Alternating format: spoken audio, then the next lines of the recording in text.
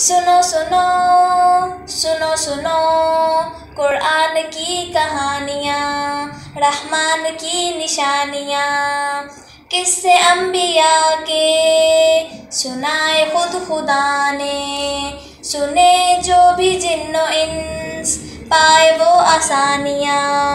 सुनो सुनो सुनो सुनो कुरान की कहानियाँ।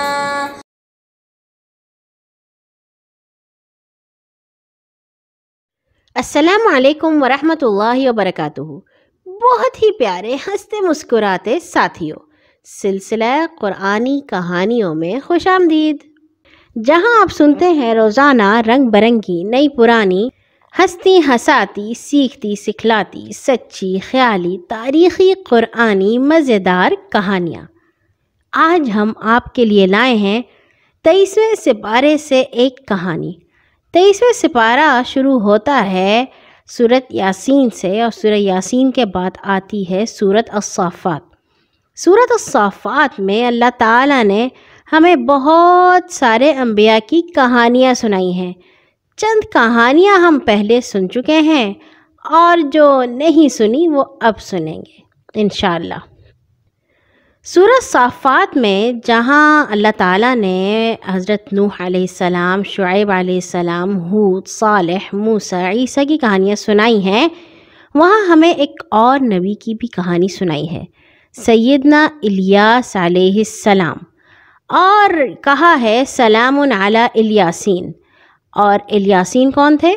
बाज़ आलिमों ने लिखा है कि इलियासीन हज़रत इलियास का दूसरा नाम है। सुनते हैं। हज़रत इलियास अलैहिस्सलाम अल्लाह के पैगंबर थे जो हज़रत ईसा अलैहिस्सलाम से तकरीबन 850 साल पहले गुज़रे हैं, यानी कि हज़रत इलियास हज़रत ईसा से पहले आए थे। बाइबल में उनका नाम एलिया के नाम से किया गया है। वो मुल्क उर्दन के उस शुमाल के इलाके के रहने वाले थे जो दरियाए यरमूक के जुनूब में वाक़ है, और उस ज़माने में जिस इलाके में वो रहते थे उसको जिलाद कहा जाता था। हज़रत इलियास अलैहिस्सलाम बनी इसराइल के उन नबियों में से हैं जो हज़रत सुलेमान अलैहिस्सलाम की वफ़ात के बाद लोगों की हिदायत के लिए भेजे गए। और ये तो याद ही होगा कि हज़रत सुलेमान अलैहिस्सलाम एक ही वक्त में अल्लाह के नबी थे और बहुत बड़े बादशाह भी। उनकी वफ़ात के बाद उनका बेटा रोहबाम उनकी छोड़ी हुई बड़ी सल्तनत को संभाल ना सका और इतनी बड़ी सल्तनत के 2 टुकड़े हो गए, एक शुमाल और एक जुनूब। शुमाली हिस्से का नाम इसराइल था और जुनूबी हिस्सा यहूदिया के नाम से मशहूर हुआ।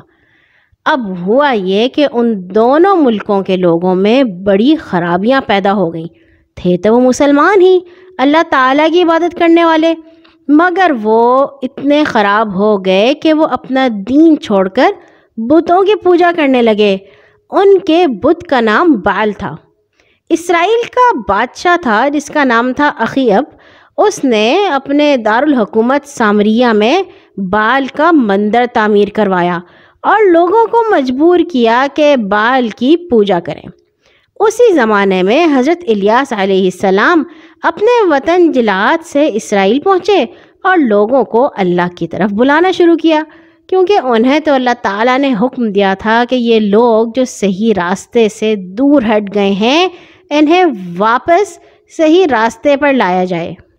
मगर उनके बार बार समझाने के बावजूद जब उन लोगों पर कोई असर ना हुआ तो हज़रत इलियास ने इसराइल के बादशाह अखीअब को पैगाम भेजा कि अब तुम्हारे गुनाहों की सज़ा ये है कि इसराइल के मुल्क पर बारिश का एक कतरा भी ना बरसेगा, यहाँ तक कि ओस यानी कि शबनम भी ना पड़ेगी।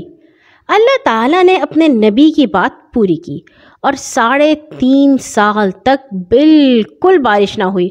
खुश्क साली ने मुल्क का बुरा हाल कर दिया। अब अखीअब को होश आया। उसने हज़रत इलियास अलैहिस्सलाम को तलाश करके बुलवाया और उनसे दरख्वास्त की कि बारिश के लिए दुआ कर दें। हज़रत इलियास अलैहिस्सलाम ने बारिश के लिए दुआ तो करनी ही थी, मगर उससे पहले उन्होंने ये ज़रूरी समझा कि इसराइल के लोगों को اللہ تعالیٰ اور بال کا فرق اچھی طرح بتا دیں۔ چنانچہ انہوں نے فرمایا کہ پہلے دور نزدیک ہر جگہ سے لوگ جمع کیے جائیں اور وہاں پہ بال کے پجاری بھی جمع ہوں گے، یعنی کہ جو بال کو اپنا خدا مانتے ہیں، وہ لوگوں کے سامنے بال کے نام پر قربانی کریں اور میں اللہ کے نام پر قربانی کروں گا۔ دونوں میں سے جس کی قربانی انسان کے ہاتھوں سے لگائے بغیر غیبی آگ سے جل بھن جائے تو اللہ یا بال جس کو پوجتا ہے اس کی سچائی ثابت ہو جائے گی۔ اچھے ساتھیوں، پرانے زمانے میں جب کوئی قربانی کیا کرتا تھا تو آسمان سے ایک آگ آتی تھی اور جس کی قربانی سچی ہوتی تھی اور جس قربانی کو اللہ تعالیٰ قبول کر لیتا تھا وہ آگ اس کو جلا دیتی تھی، جبکہ جو قربانی غلط ہوتی تھی وہ آگ اس کو کچھ بھی نہیں کہتی تھی۔ اخی اب نے یہ بات مان لی، چنانچہ ایک مقررہ دن کو سب لوگ ایک پہاڑ پر جمع ہوئے اور ان میں 850 ایسے لوگ تھے جو کہ بال کی پوجا کرتے تھے۔ بہت سارے ہزارہا اسرائیلیوں کے سامنے ان پجاریوں نے اور حضرت الیاس علیہ السلام نے مقابلہ کیا۔ اس مقابلے میں بال کو پوجنے والے بری طرح ہار گئے، کیونکہ ان کی قربانی کو آگ نے چھوا تک نہیں، اور حضرت الیاس علیہ السلام کی قربانی آسمانی آگ سے جل کر بھسم ہو گئی۔ اب حضرت الیاس علیہ السلام نے لوگوں کو بتایا کہ بال ایک جھوٹا اور بناوٹی خدا ہے، اصل خدا وہی ایک اکیلا ہے جس نے مجھے نبی بنا کر بھیجا ہے۔ پھر انہوں نے بادشاہ سے کہہ کر تمام پجاریوں کو قتل کرا دیا، کیونکہ انہوں نے اسرائیل کے لوگوں کو غلط راستے پر ڈال رکھا تھا۔ اس کے بعد انہوں نے بارش کے لیے دعا کی جو فوراً قبول ہو گئی، اور موسلا دھار بارش نے سارے ملک کو سیراب کر دیا۔ مگر یہ سب کچھ دیکھ کر بھی اخی اب سیدھے راستے پر نہ آیا۔ اس کی وجہ یہ تھی کہ اس کی بیوی سخت بت پرست اور مشرک تھی، اور اسی نے ہی اپنے شوہر کو اور قوم کے لوگوں کو بت پرست بنایا تھا۔ اس واقعے کے بعد وہ حضرت الیاس علیہ السلام کی سخت دشمن ہو گئی، اور اس نے قسم کھائی کہ جس طرح بال کے پجاری قتل کیے گئے ہیں اسی طرح الیاس کو بھی قتل کرا کے رہوں گی۔ اس نے اخی اب کو حضرت الیاس کے خلاف خوب بھڑکایا۔ وہ آپ کو ستانے لگا اور پھر آپ کو شہید کرنے کے موقع کی تلاش میں رہنے لگا، مگر حضرت الیاس علیہ السلام کو اس کے ارادے کا علم ہو گیا۔ چنانچہ وہ اس ملک کو چھوڑ کر جزیرہ نما سینا چلے گئے اور کوہ سینا کے دامن میں پناہ لی۔ وہاں آپ کئی سال تک مقیم رہے۔ اب ادھر یہ ہوا کہ ریاست یہودیہ کا بادشاہ اور اخی اب ان دونوں نے خوب ہی برائیاں پھیلائیں اور لوگوں کو کھلی چھٹی دے دی کہ وہ جیسے مرضی برے کام کرنا چاہیں کر لیں۔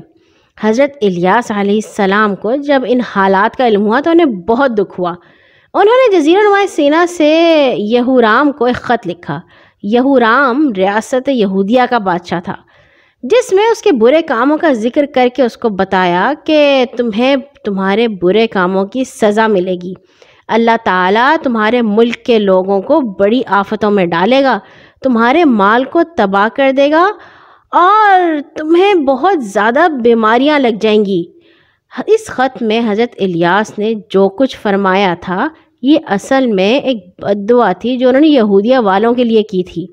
اور پھر یوں ہوا کہ باہر کے دشمنوں نے ریاست یہودیہ پر حملہ کر کے اس کو تباہ و برباد کر ڈالا، اور یہورام وہ سخت بیمار ہو کر تکلیف اٹھا کر مر گیا۔ چند سال کے بعد حضرت الیاس علیہ السلام پھر اسرائیل تشریف لے گئے۔